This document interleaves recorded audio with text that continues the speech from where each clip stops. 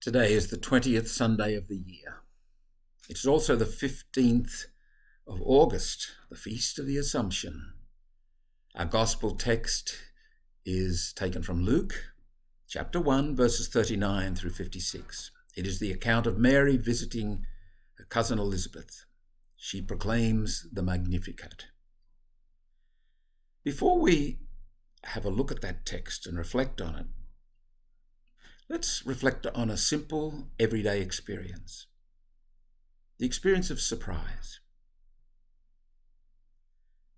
We often, I would suggest, come to the awareness that life is not what it seems. People, events, things, from time to time reveal themselves, or we discover them in some new light.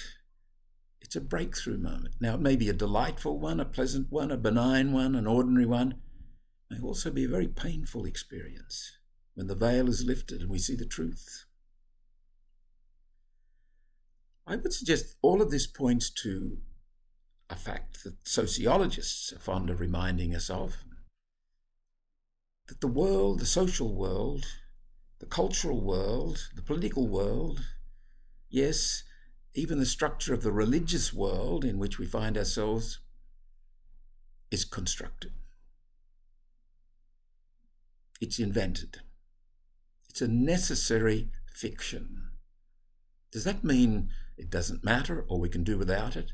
No, it's necessary. And it does matter.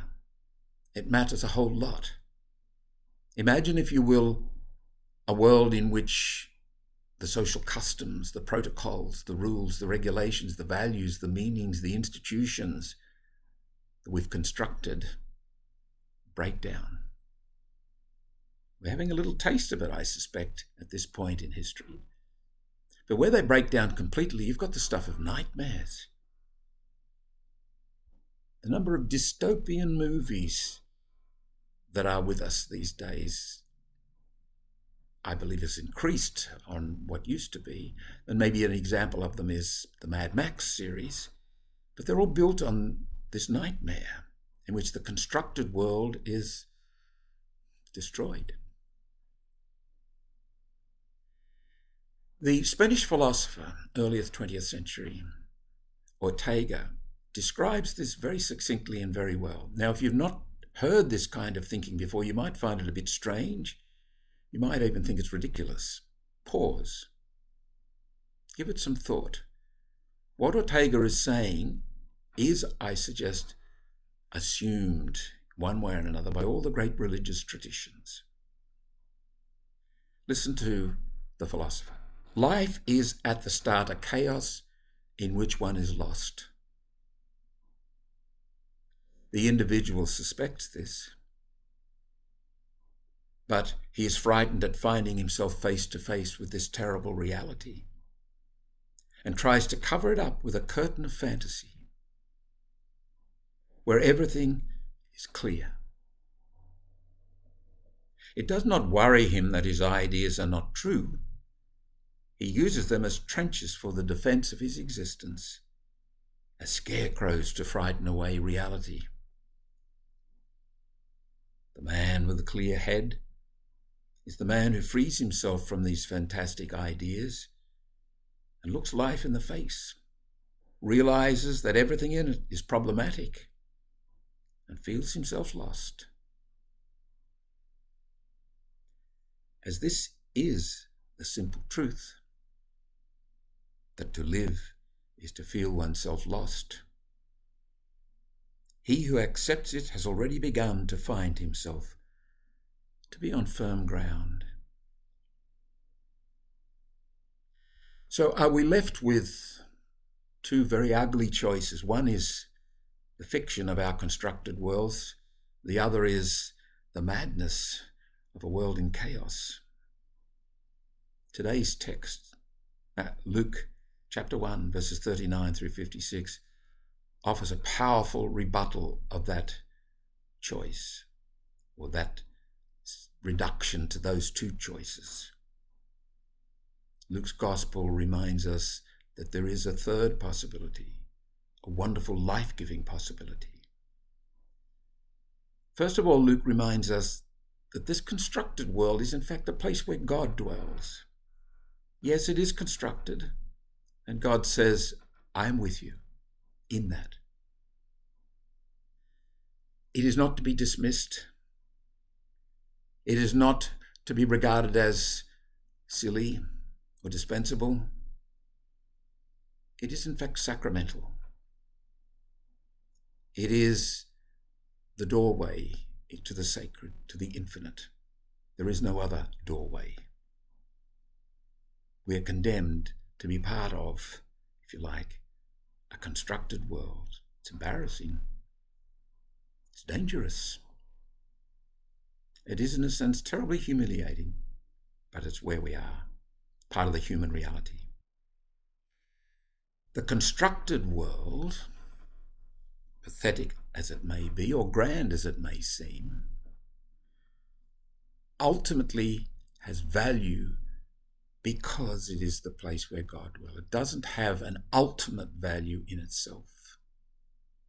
It is valuable because that is where we encounter the living God. God is with us. Where? Here, in this broken, limited, needy world. The death of our expectations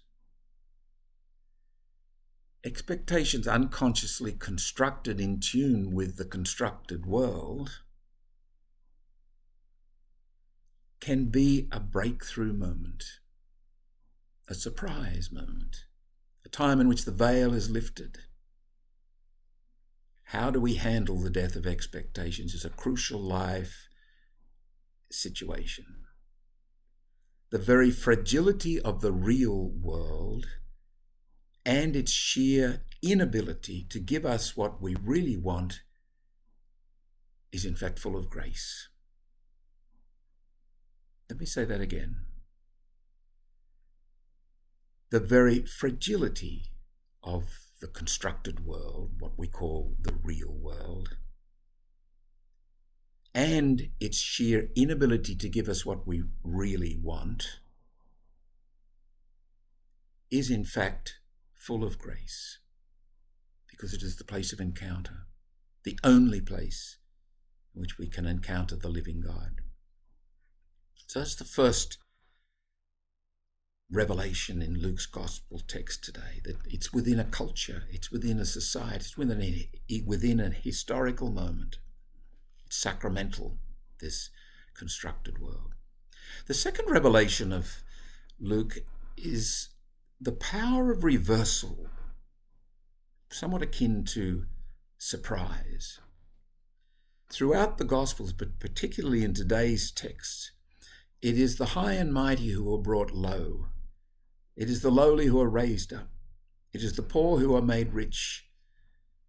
It is a young, insignificant woman who's asked to be the mother of the Lord.